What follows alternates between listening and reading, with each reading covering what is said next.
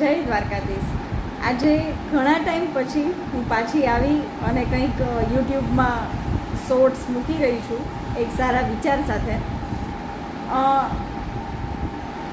તમે કંઈક કરી રહ્યા છો નવું, ત્યારે ઘણા બધા રસ્તાઓ ખરાબ હશે, મુશ્કેલીઓ હશે, પણ તમારું ગોલ જે છે ને એ સાફ હોવું જોઈએ.